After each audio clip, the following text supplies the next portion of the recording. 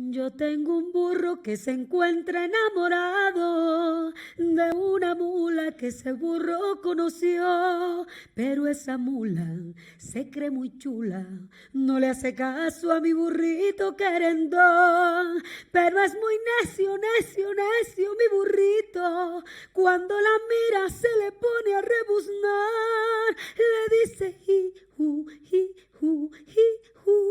pero esa mula pajarera sigue igual, pero esa mula pajarera sigue igual. Tin, tin. No, qué maravilla. Esta canción, que pertenece a la tradición del cine mexicano, es el comienzo ideal de la franja El Cine y Yo, que hacemos con la Cinemateca de Bogotá, El Tiempo e Idartes. Y esta vez debería llamarse no El Cine y Yo, sino la música El Cine y Yo, porque vamos a estar rodeados de música por nuestra invitada. Yo soy Julio César Guzmán, editor del Tiempo, y es un inmenso placer dar la bienvenida al Cine y Yo a la gran cantante y compositora Adriana Lucía. No, nunca antes visto. Esto de empezar cantando la canción del burrito querendón me parece sensacional. Muchas gracias por esta invitación tan linda. ¿Por qué estamos comenzando con esta canción? ¿Qué significa esta canción en la historia cinematográfica de Adriana Lucía? Esta canción tiene que ver mucho con mi casa. Esta canción hace parte de las películas que nosotros veíamos en mi casa. Entonces, mi papá nos ponía las canciones de Vicente Fernández. Sí. Esta no la cantaba Vicente Fernández, pero sí sabía. Pedrito. ¿Ah, era Pedrito? Pedrito Fernández. ¿Usted hizo esa averiguación? Yo hice la investigación Sí, como si señor. fuera periodista. Sí, señor, era Pedrito Fernández. Yo me acuerdo mucho de una película que se llama El Coyote y la Bronca, y en esa película había muchas, muchas, muchas canciones que yo disfrutaba tanto y que mi papá nos hacía aprender además. Qué maravilla. Pues bueno, vamos a hablar entonces de la historia musical y de la historia cinematográfica de Adriana Lucía, pero justamente vamos a remontarnos a su infancia con la primera película protagonizada por un niño.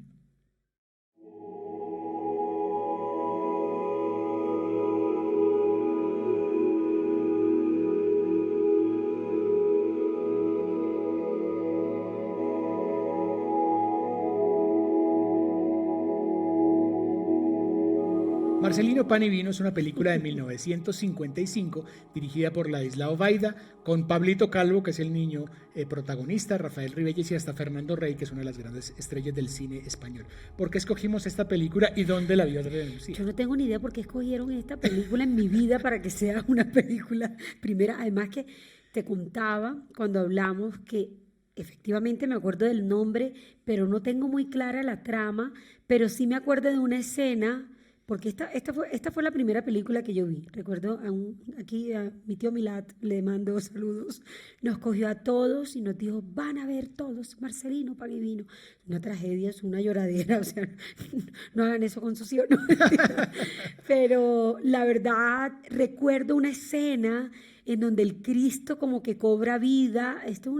Pero eran como entre medio pánico y entre medio, era miedoso. Y esta fue la primera película que recuerdo, y creo que si hablo con mi hermano, con mis primos, todos vamos a hablar de Marcelino Pan y Vino. ¿En dónde vieron la película? En el Carito. Bueno, ¿cómo era la infancia en el Carito? Yo soy de un corregimiento de Lorica, yo soy del departamento de Córdoba. Ahí en Lorica, o sea, Lorica es el municipio y el Carito es uno de esos varios corregimientos que tiene Lorica, República Independiente del Carito. Y en esa época mi papá me cuenta que cuando él era niño llegaban los gitanos y en sus carpas que armaban y que además la gente se asomaba a ver cómo armaban las carpas, los gitanos proyectaban las películas mexicanas de la época. ¡Qué belleza! Esa es además una historia mágica porque es como la verdadera globalización. Un gitano en el Carito proyectando películas mexicanas, o sea, todo es maravilloso ahí. Y siempre estuvo en mi casa el amor por el cine, porque mi papá ama el cine. Y estas películas, entonces mi papá le tocaba ir a Lorica o a Montería y rentar estas películas en Betamax. Claro. Y bueno, tengo 38, entonces más o menos me sacan la cuenta. Y mi papá las llevaba, pero además como no era una cosa diaria que podías devolver, llevaba muchas. Ah, era lejos, claro. Pues, claro, no es tan lejos, pero sí, no era algo al lado, digamos. Entonces cuando mi papá iba, las cambiaba y traía unas nuevas. y él aprovechaba y llevaba bastantes para que viéramos muchas. Bueno, pues esa referencia que hicimos inicialmente al cine mexicano se prolonga con la siguiente película.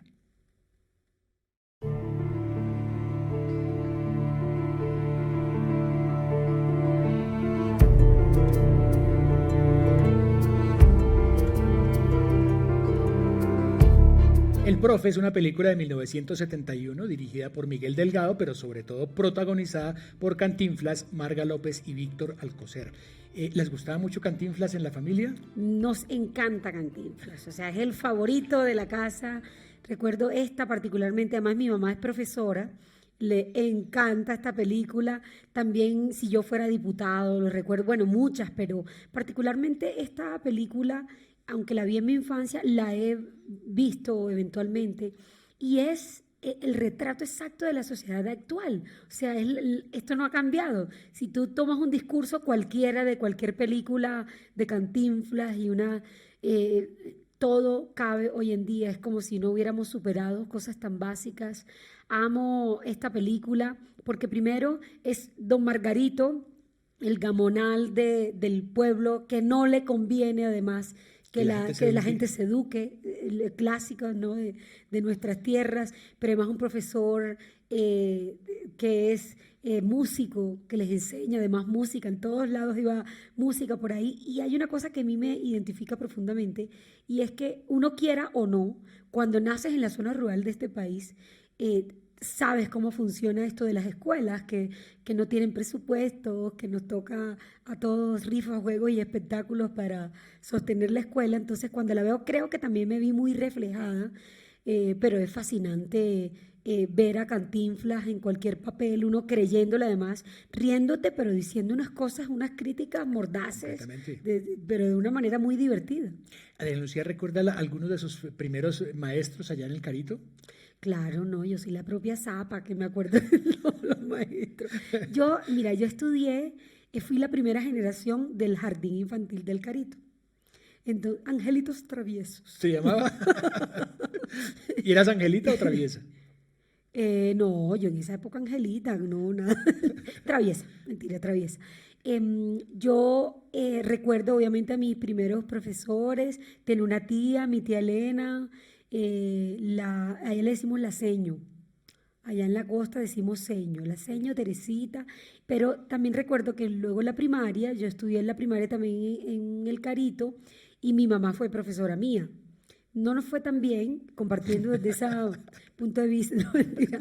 Y ya luego el bachillerato, pues yo estudié ya en un colegio en Lorica, y pues ya, pero mi mamá y mi papá eligieron eso porque además yo tuve la dicha y la fortuna de que Fernando Sumaqué, de estos famosos Sumaqué, fuera mi profesor de música en el preescolar. O sea, eso era como inimaginable, como que una profesora dijo, ay, bueno, enseñémosle a cantar a estos muchachos aquí. Y eso fue la semilla. Por eso yo amo como el colegio, y luego la hermana Marta Cecilia Alzate, que es una monja, fue mi primera profesora de canto. Ah, pero es que maravilla, esa historia hay que ampliarla más adelante porque ahora seguimos sin abandonar a México con la siguiente película.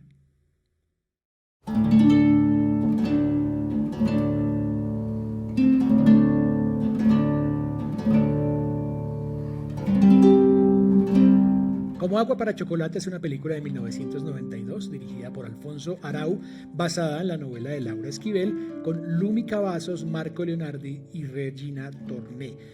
Adriana Lucía, ¿primero vio la película o primero leyó el libro? No, yo te contaba que normalmente siempre leo primero el libro y después veo las películas y uno tiene como una decepción, pero en esta ocasión yo vi primero la película, pero me pasó al revés. Cuando leí el libro dije, wow, o sea, es más fascinante aún, cero decepción. Además, soy un amante de la cocina. Me crié en una cultura alrededor de los sabores. Y esta película a mí me parece fascinante. Yo me emociono. Es como que uno puede sentir los sabores. Es una cosa casi sensorial también, como que puedes tocar. Es fascinante. Todos los sentidos se te activan. La fidelidad. Este libro además tiene las recetas que están en la película. Y yo hice alguna de esas recetas también. Entonces, es todo lo que yo todo lo que yo encuentro placer. Obviamente es una historia muy triste en ese sentido de la hija menor que le toca cuidar a la madre, de ese amor imposible, de esa castración de alguna manera, de esa felicidad, pero es hermoso ver esa costumbre alrededor de la comida, alrededor de los sabores, con la cual me identifico profundamente también. Intuyo por eso que te gusta la cocina. No, pues yo soy amante de la cocina totalmente. Vengo de una familia caribe, tengo familia árabe, entonces todo gira en torno a la comida y a los sabores. Y cuando yo nací en el campo, entonces al nacer en el campo hay otra conciencia de la comida. Entonces allá uno no compra un paquete de comino, sino que compras el comido en pepa y lo tuestas y luego lo mueles. Y eso es lo que veo en esta película que me conecta con mi manera de ver y de concebir pues la comida. Si uno lo invitan a la casa de Adriana Lucía, ¿qué es lo que le preparan? ¿Cuál es la especialidad? Siempre debe haber baba ganoush, que es de berenjena. Ay, porque soy la reina de la berenjena. Y no te darás cuenta que es berenjena. Así. Hago, hago pan, me gusta hacer pan árabe, también hago. Bueno, siempre te puedes encontrar un kibbe, siempre lo hay. No, siempre hay comida. Y, bueno, mote de queso. Mote Eso no de puede queso, faltar. claro, no puede faltar. Pues bueno, quedamos pendientes de la historia de cómo llegó la música a la vida de Adriana Lucía y eso está introducido por la siguiente película.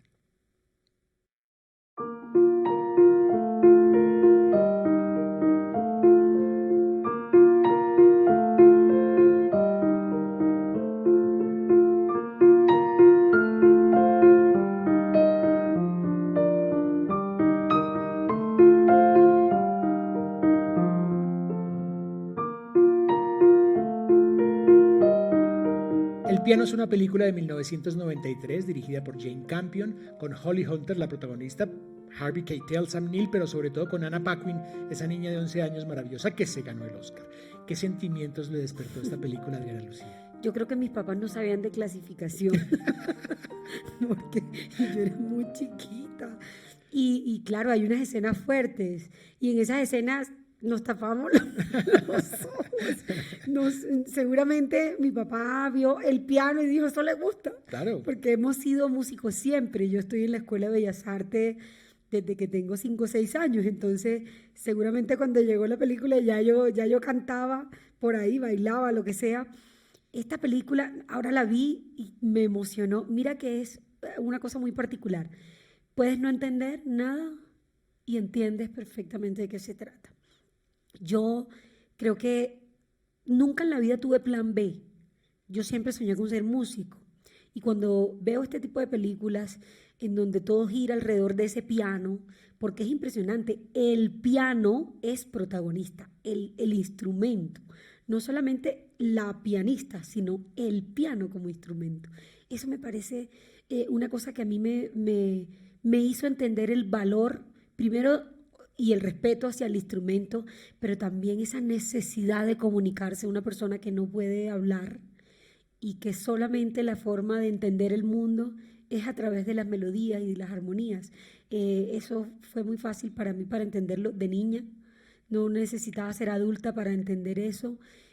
Vamos a olvidarnos de las escenas terribles para esa niña de esa edad, pero además al punto de negociar todo por poder sentir Claro. un poco de placer. Y bueno, y Ana es fascinante, esa niña es una cosa loca. O sea, recuerdo que no solamente ella, se ganaron muchos premios esta película y los merecía a todos además. La música entonces llegó desde una edad muy temprana a la vida de Adriana Lucía, pero comenzó ya su vida profesional con un género que después abandonó de alguna forma, que fue el vallenato. Bueno, yo empecé muy chiquita a cantar. En mi casa los 3 hermanos somos músicos, entonces no es que tenía mucha opción en la vida. No, mi papá fue un músico que no lo dejaron ser músico, entonces esa frustración de mi papá sirvió para descargarla sobre nosotros y apoyarnos plenamente. Entonces, desde muy chiquito yo fui, digamos, la primera que fue a estudiar en Bellas Artes y luego ya se veía que mi hermano, entonces mi casa estaba llena de músicos que entraban, que salían, de artistas. También soñaba con ser bailadora, entonces siempre había grupos de danza en mi casa y gaiteros y había bandas y de todo, clarinetistas. Pero cuando yo empecé mi vida profesional fue la primera vez que canté vallenato. Yo no había cantado antes de... Y claro, como la gente me conoce pues cantando vallenato, piensan pues que ese es obviamente mi género de formación.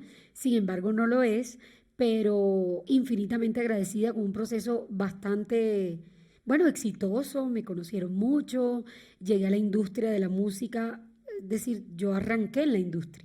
No fue una cosa que llegó ni de la independencia, sino al revés. Y yo como que no era muy consciente, porque es que ahora uno con las redes sociales como que sabe el impacto de alguna manera, pero en esa época no, uno se enteraba que a la gente le gustaba la música porque cuando llegabas había gente. Pero además era muy Y joven. muy chiquita, yo llegué a la disquera de 13 años, a los 14 ya yo había grabado el álbum, ya había salido el álbum de 14 años, entonces a los 18 ya estaba cansada, no mentira. pero, pero sí, sí me tocó todo muy prematuramente, fui muy precocita en muchas cosas, por eso la clasificación de las películas no fueron tenidas en cuenta. Seguro. Pero siempre supe que iba a hacer música, es que no conocí otra manera y además que ahora que lo recuerdo y miro hacia atrás, yo nunca tuve que definir, ¿y ahora qué voy a hacer en la vida? No, como que siempre, Nunca hubo dudas. jamás. Qué bueno. Pues vamos a buscar otros sentimientos a partir del siguiente título.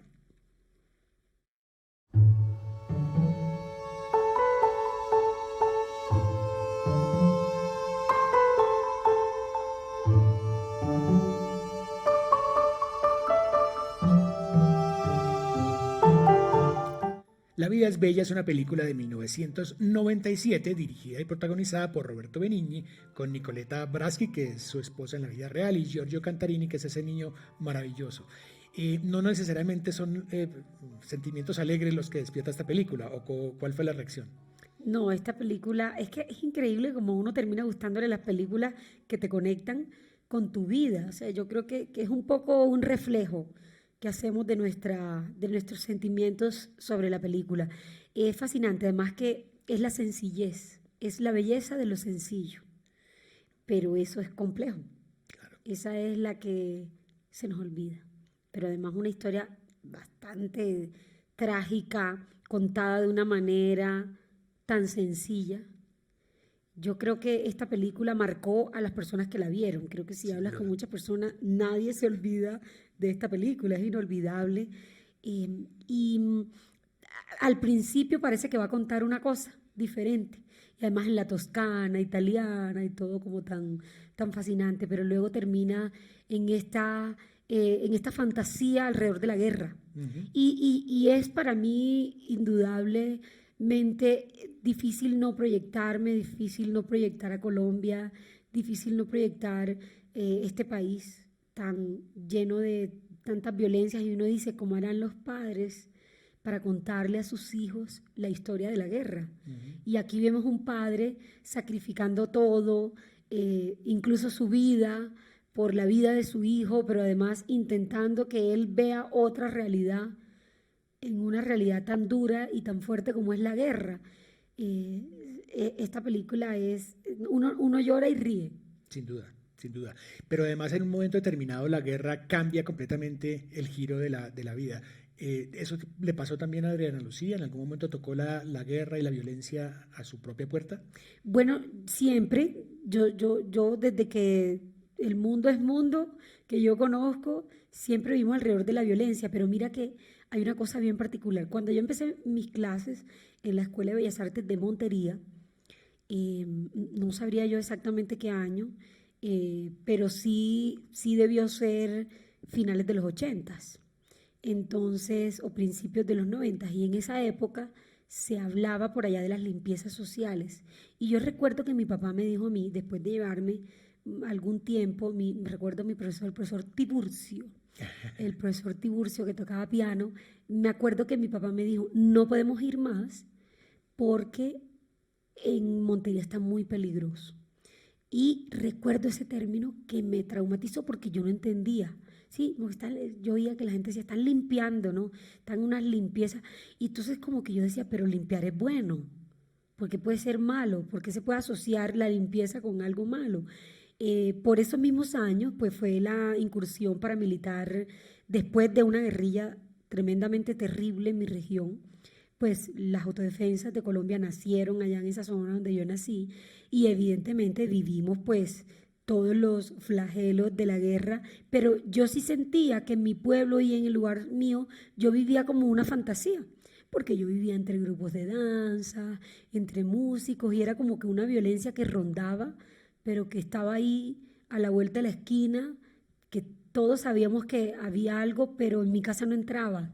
Entonces, por eso te digo que es inevitable no identificarme con este tipo de cosas. Años más tarde, a mi papá también lo secuestraron, la guerrilla.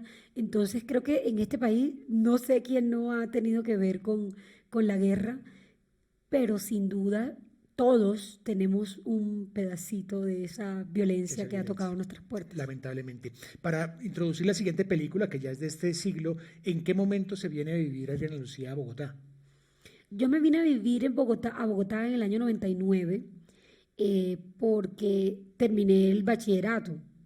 Y entonces yo había grabado ya, como te conté antes, desde chiquita, y yo venía a Bogotá a grabar mis discos y era 2, 3 meses en un hotel. Entonces la idea de venirme era porque era muy difícil y muy duro vivir en hoteles.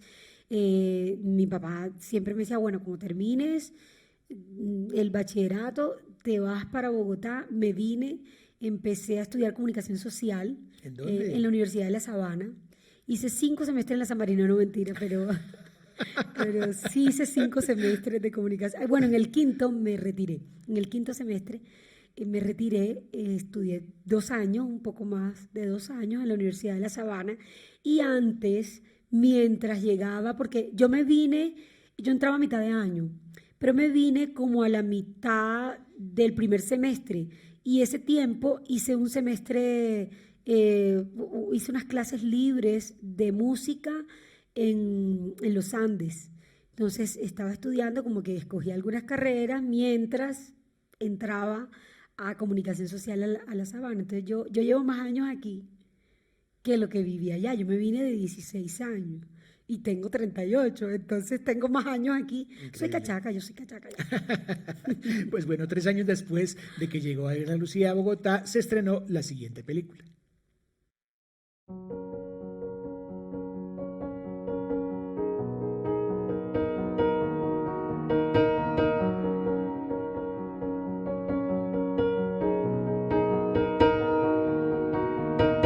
El pianista es una película del 2002, ya en este siglo, dirigida por Roman Polanski, uno de los directores que más ha sonado en estas sesiones, con Adrien Brody como protagonista, Thomas Kretschmann y Frank Finlay. ¿Qué relación se puede establecer entre la guerra y la música? Toda. La música es resistencia profunda. Eh, Él me está tirando la puya y me dice, de este siglo, por fin, ve algo de este siglo. Si me preguntas cuál es mi película favorita, es esta. El Yo pianista. siempre, es muy difícil, ¿sabes? Decir uno, ¿cuál es su película favorita? Pero yo creo que en esa escala, esta está en primer lugar, porque la música eh, en cualquier rincón del planeta puede llegar donde el discurso no llega. Por eso la música es tan poderosa y tan incómoda para mucha gente. Por eso el arte puede tocar como unas fibras y te puede movilizar. Yo creo que una de las funciones principales del arte es incomodar. Y aquí vemos una historia de una persona que además le cambia radicalmente la vida, Completamente. que es un pianista, eh, digamos, feliz en la película. De pronto viene este giro, además muchas canciones, ¿no? Se crearon alrededor de esta película, muchos artistas y muchos compositores hablaron de esta película, quizá porque es inevitable no sentir esa desolación de ese músico que queda metido en esta guerra, pero que además su música le permite, el ser pianista le permite seguir ahí, pero además animando un tipo de gente que es la misma que está oprimiendo. Entonces somos los músicos también usados de todas las esquinas, porque no hay persona que no se conmueva ante la Claro. música. Y hay una escena puntual, este pianista donde está en Varsovia, que se encuentra ahí, es como cuando ya se acaba la guerra, él no sabe que todo ha terminado, pero él ve el piano y tiene la opción de seguir guardando silencio para resguardar su vida, pero dice, ya no más. Ya yo tengo que tocar este piano. Pero además viene la escena en donde este soldado lo ve y le perdona la vida por la música, a partir de la música. Entonces, yo sí creo que la música une, sí creo que la música, aparte de confrontar y aparte de llevar un mensaje claro, también moviliza las mejores emociones de los seres humanos, claro. Por más malvado. A mí no me gusta esto de dividir a la gente en buena y mala, no estoy de acuerdo para nada, o sea, cero, pero sí creo que ese ser más malvado se moviliza y se conmueve ante el arte. Así como a este músico le cambió la vida toda esa revolución social, ¿en qué momento también entraron las inquietudes sociales en la vida de Adriana Lucía, que claramente le han dado un giro a su vida? A mí me cambió la vida en 2001. ¿Ve? ¿Esta película es de qué? Estaba todo presupuestado. No friegue. Acabo de ser como tú en El Giro. No sé cuántos años después de Bogotá. Eso de editar el cine. Ve, en 2001. En 2001 yo estaba haciendo mi último álbum de esa época de vallenatos. Yo lancé una canción que se llama Llegaste tú. Esa canción pegó muchísimo. Y la disquera, para mantenerla como más viva, en esa época los sencillos duraban más, ahora van saliendo y duran más, llamaron a César López para que hiciera la versión pop de la canción. Y entonces yo me encuentro con él y él me dice que se va a vivir a Nueva York, pero que está inquieto con muchas cosas, y yo me acuerdo que nos ahorramos 2 años de amistad con él, perdona si me extiendo un poco, pero yo sentí la necesidad de seguir conversando con él, y él me dijo, no te preocupes que cuando vuelva yo te llamo. Él volvió, me llamó y me invitó a ser parte de unos procesos de reinserción y de desmovilización. La palabra era rarísima, reinserción, no sabía qué era lo que era reinsertado, ni sabíamos, y empecé a trabajar con él, con menores de edad, que eran desmovilizados de la guerra. Dios, o sea, la vida me cambió. Yo venía de una sociedad totalmente silenciada, donde uno no puede decir lo que piensa porque te pueden matar. Entonces llegar y encontrarme con esta gente que para mí era la malvada, ¿no? Todos los malos, y cuando los veo ahí yo los vi a todos como víctimas. Y ese día me cambió la vida. A mí me cambió la vida. Yo con esto cierro para no alargarme más, pero yo recuerdo que cuando estábamos en ese salón, porque ese fue el momento que hizo un giro en mi vida, yo estaba muy agobiada por las historias que estaba escuchando, historias de guerra, historias terribles, de desmembrados, cabezas rodándose, una cosa horrorosa, y yo no aguantaba más. Yo dije, ¿esto qué es? ¿Dónde me metí yo? Tenía ganas de vomitar, todo. Y yo dije, ¿hay alguien aquí que me pueda contar una historia de amor? Y un muchacho levantó la mano y dijo, sí, yo voy a contar una historia de amor. Yo tuve un amigo que era mi mejor amigo y me obligaron a matarlo. Entonces yo lo maté, pero además me dijeron que tenía que desmembrarlo. Y yo me grabé exactamente donde había dejado cada parte del cuerpo, lo recogí, me retiré y se lo llevé a su mamá. Y ese es mi mayor acto de amor.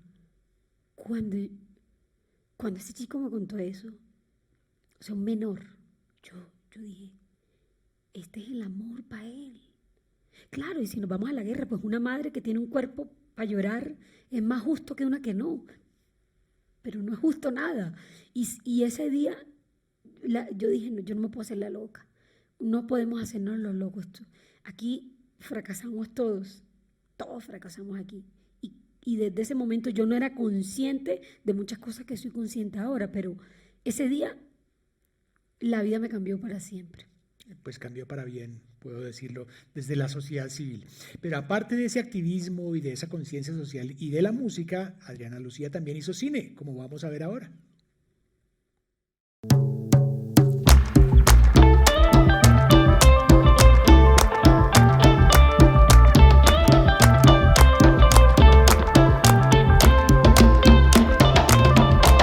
Hecho en Colombia es una película del 2015, un documental dirigido e investigado y protagonizado por Adriana Lucía. ¿Quiénes aparecen en este documental? Bueno, son 274 artistas que aparecen, pero además también te conté que estos tres grandes decimeros que aparecen mucho en este documental, los tres ya murieron, muchas de las personas que están aquí ya no están. Y incluso Lázaro, que es el que tiene esta cosa de Colombia aquí, murió hace unos meses, ahora de COVID. Y, y es muy doloroso su partida, pero es muy honroso haber podido dejar un documento de ellos, de su sapiencia, de su infinito aporte a nuestra cultura. Yo quería, hay una frase de un poema de un paisano mío, de Gómez Hattin, de Raúl Gómez Hattin, vecino ahí de mi casa en Cereté. Él decía, se refería a Cereté y decía: yo también soñé con llevarme a mi pueblo de Córdoba, deletreado en un blanco papel, para que personas de todos lados del mundo conocieran sus noches estrelladas, llenas de velas y de fandangos. Yo quisiera llevarme a mi pueblo siempre deletreado. Yo creo que un pueblo no es un pedazo de tierra. Yo creo que un pueblo es una cosa que uno lleva dentro y que nadie se la puede quitar. Y yo quería y quiero siempre contarle a la gente, se burlan mis amigos de mí porque dicen que yo siempre arranco diciendo nací en el Carito y así arranca el documental, porque creo que todo lo que uno es tiene que ver con, como decía otro paisano mío, David Sánchez Juliao, que además fue mi gran amigo. Él decía: uno se parece a lo que huele. Y eso fue en lo que yo me crié y eso es lo que me parezco.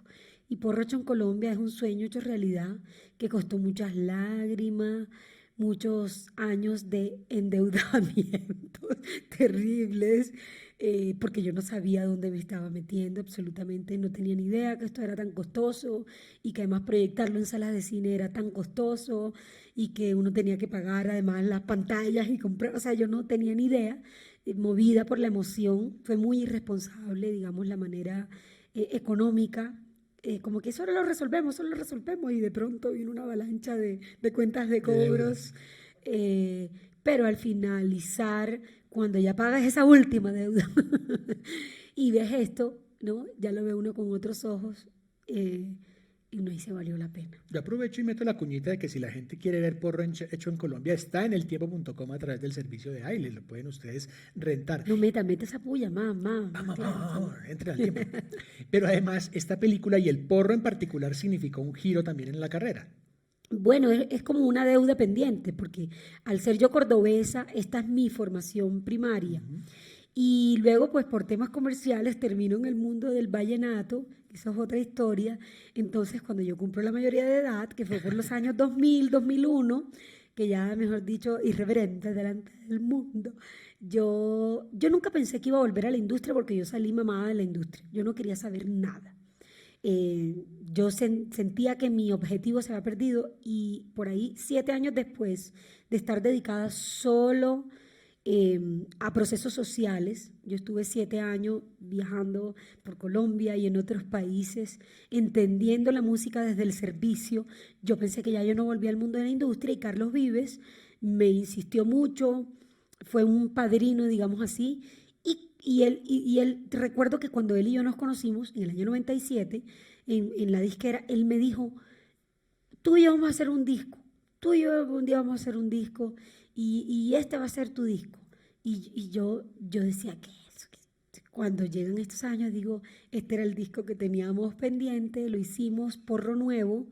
Este álbum además me recibe con nominación a los Grammy y todo eso, pero más allá de las nominaciones y Quiero que te quedes y canciones importantes para mi vida como Quiero que te quedes, como Champeta Rosa, como Porro Bonito, digamos que esta canción tiene un sinnúmero de canciones importantísimas para mi vida, fue como un acto de fe en que sí podía emprender un nuevo camino. En la música y en la vida te dicen que tú tienes un cuarto de hora, que tienes que aprovecharlo, que eso ya aquí se acabó y que yo por qué no sigo por ahí hasta donde aguante. Y yo no tuve a nadie que me apoyara en ese momento, lo cual quería decir que la loca era yo, pero le seguí mi locura y esto fue hermoso volver con Porro, y luego esta película sí responde a esa pregunta de, ¿y esta niña no era que cantaba vallenato? ¿Y esta niña por qué? Que además respeto profundamente el vallenato y lo valoro, pero cuando la gente ve este documental, creo que me entiende un poco más Claro. porque yo necesitaba y necesito siempre pagar de alguna manera esa deuda pendiente con mi tierra, que ya no la tengo, ya siento que Ya no la fue tengo. saldada. Pues así como esta película significó un nuevo capítulo, la siguiente presenta otro nuevo capítulo en la vida de Adriana Lucía.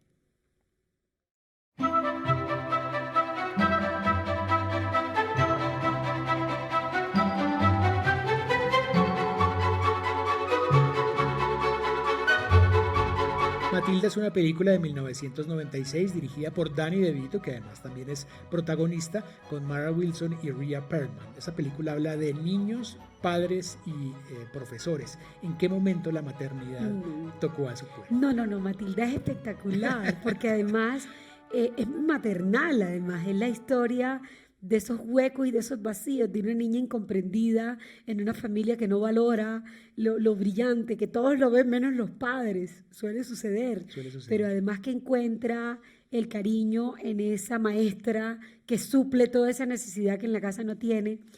Yo siempre he sido mamá, o sea, yo me creo la mamá de todo el mundo, yo soy muy mamá, o sea, yo soy la que pregunta, ¿ya comiste? Es la mayor, además. ¿Ya comiste? Yo soy la de la mitad, pero le robé la primogenitura a mi hermano porque todo el mundo cree que soy la... No fue por un plato de lenteja, fue por... No, pero mi hermano es el mayor, yo soy la de la mitad, pero yo me creo la mamá, no solo de mis hermanos, me creo la mamá de mi mamá, la mamá de mi papá, la mamá de mis amigos. O sea, ha sido un proceso importante, mucha terapia ha costado. Pero, pero Matilda, me pasó una cosa preciosa y es que mi hijo Salomón, le mostré Matilda hace un año, 2 años, no sé, hace ya un tiempo, amó Matilda. Amó Matilda, le encanta Matilda, se la sabe de memoria. Entonces, cuando tú ves esto, te das cuenta que esos son cosas atemporales. Estos conflictos son los conflictos de siempre, pero también es un cuestionamiento para nosotros como padres de si le estamos dando la seguridad suficiente a los niños, si somos un lugar seguro para nuestros hijos. Ese es mi reto como mamá, que mi hijo siempre sienta que el mejor lugar del mundo es su hogar. Qué bueno, pero ya vimos música, ya vimos cine, actividades sociales. ¿Cómo balancea el ambiente profesional con la vida privada? No sé, no sé cómo tengo vida. No, mira, a mí, a uno le preguntan siempre, y que Adriana Lucía, la cantante, Adriana Lucía, la mamá, es la misma. O sea, uno no se quita el traje y dice, bueno, ahora llegué y soy mamá.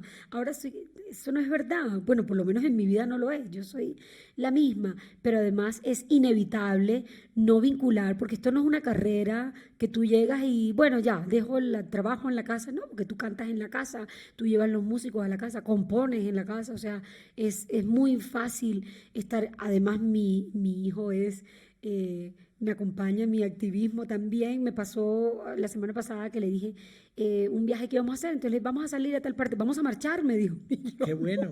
yo no, vamos a un viaje de descanso, lo necesitamos.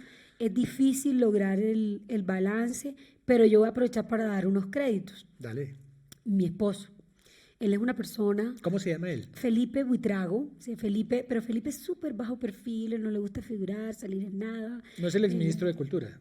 Puedes creer que se llama igual. No, pero no, pero nada parecido en nada. Y mi esposo, no, ay, por favor, no me vayan a insultar, no tengo nada que ver con la economía naranja, nada. Mi esposo es una persona siempre dispuesta a apoyarme en todo. Entonces, mi hijo, por ejemplo, estudia en homeschool y siempre ha viajado conmigo, porque es que si yo no hubiera hecho eso no tendría familia. Y si mi esposo no fuera como es, no tendría familia, no tendría esposo. Y yo le doy todos los créditos, así él esto ni lo va a ver, ni ver redes sociales, ni nada, yo le cuento. Felipe, vea eltiempo.com. O un amigo que seguramente sí lo está viendo, le cuenta, eso sí. Pues la siguiente película va a generar una pequeña contradicción aquí con Adriana Lucía, pero vamos a ver cuál Yo es. lo sé.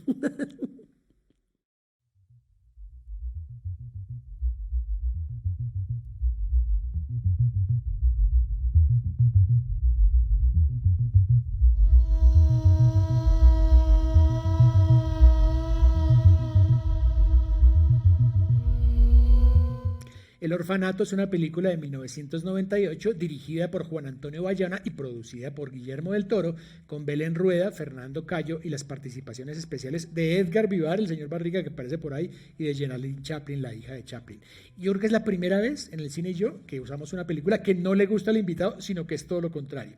¿Por qué incluimos esta película? Yo tuve una fascinación en una época de mi vida. Yo creo que a los niños les pasa eso, porque es muy raro, porque nos gusta por el cine, por todo lo que no solo el suspenso, el terror. El terror. El terror. Yo te conté que además yo era toda ñoña, que ay, qué artera, pero me encantaba el programa de cinearte. Y ahí, y en los ciclos de Con terror, Bernardo Hoyos. las películas que presentaban ahí, una cosa loca. Esta la vi en cine. Recuerdo, ya me acordé, recuerdo que fui con Lucy Vives, la hija de Carlos. Y recuerdo, sabes que la gente cuando está viendo estas películas, las escenas terribles les da risa. ¿Has visto que en el terror la gente... ¡pum! De los Y nervios. después del susto, claro, es nervioso. Y ella le dio un ataque de risa. Y yo, coño, que nos vamos a acordar del cine. Lucy, esta película me encanta. Yo tuve que renunciar en una época de mi vida a las películas de terror porque yo no sé si les pasa que uno empieza a ver terror y le gusta más. Y entonces quieres ver más y que dé más miedo y que ta. Esta película, bueno, además que está muy bien Producida. Sí. producida y creo que tiene esa particularidad, que las películas de terror la gente siempre piensa que es una cosa como, el monstruo que salió. No, esto es una cosa bien Mucho más profunda. hecha, Además. mucho más profunda, entonces creo que te mueve bastante. Más allá de ese género del terror, ¿a qué le tiene miedo Adriana Lucía? ¡Wow! ¡Qué pregunta profunda en este momento! Bueno, yo no soy muy miedosa de las cosas así como que, ay, de la luz apagada, de los bichos, de eso no. Le tengo miedo en un país como este.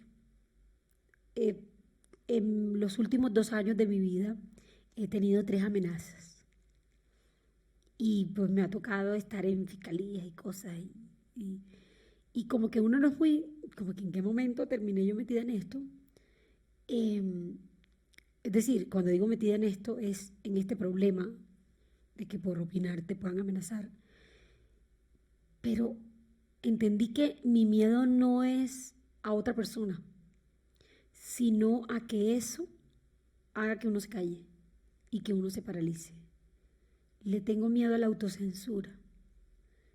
Le tengo miedo a perder el disfrute de lo simple. Que se me olvide para qué era que yo quería ser cantante. Esa es una pregunta que me hago constantemente y me da pavor desviarme de ese camino. Y creo que eso tiene que ver con la palabra también. Tiene que ver mucho con el silenciar las palabras, con uno callarse. Yo hace un año lancé una canción, pues lancé un EP que se llamaba Que no me falte la voz. Y nace de mi miedo a yo mejor me callo, yo mejor no digo nada, y si mejor me salgo de aquí, y si mejor paro. Entonces creo que eso es uno de los miedos más profundos. Por supuesto, miedo a que me callen, pero miedo a yo callarme. Claro, por supuesto. Pues sí, yo creo que después de esto vamos a cerrar el Cine y Yo con una película colombiana que refleja la realidad del país.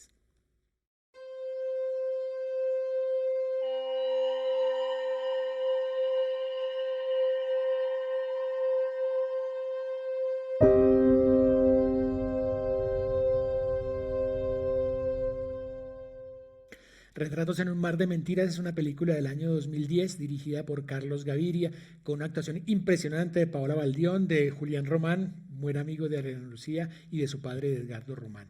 ¿Es un reflejo del país esta película? Wow, iba a hacer un paréntesis para hablar de Julián Román. Juli es mi gran amigo, además que nunca fuimos amigos directos. Él era amigo de mis amigos. O sea, una gran amiga que es Ilia Calderón. Ilia es una de mis grandes amigas y ella una de las grandes amigas de Julián. Entonces, hace muchos años nos conocemos, hemos compartido, pero nunca fuimos amigos, sino como el amigo del amigo. Y en estos tiempos debido a, a cosas en redes sociales. Terminamos ahí juntos y yo me acuerdo que yo hice la música para una serie que él hizo para Netflix y nos encontramos en el lanzamiento de esa película. Yo canté con Alejandro Sanz la canción de esa vaina y me encontré con él y yo le dije, oye, ¿y tú y yo por qué es que no, porque si no somos amigos? ¿No? Y fue la mejor decisión, o sea, nos volvimos íntimos, ahora lo veo aquí y recuerdo que cuando fui a ver esta película, la vi en cine también, yo te conté que hay unas escenas acá que son grabadas en Lorica. Eh, yo salí de esa película a llorar como una demente. Es la película con la que yo más he llorado en mi vida. Yo recuerdo que entré al cine, al baño del cine, después de salir de cine, y me lavé la cara, así como con jabón, así, una cosa terrible, todo chorreado, así. Tuve que esperar dentro porque yo dije, no, pues voy a salir, me van a decir que quién me mató aquí, qué me pasó.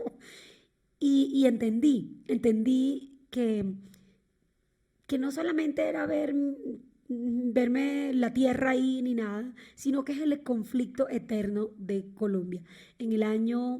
Hace muchos años, yo leí un libro de Manuel Zapata Olivella, mi paisano también, que es un libro escrito en el 47, si no me equivoco, o 44, y es un libro que se llama Tierra Mojada.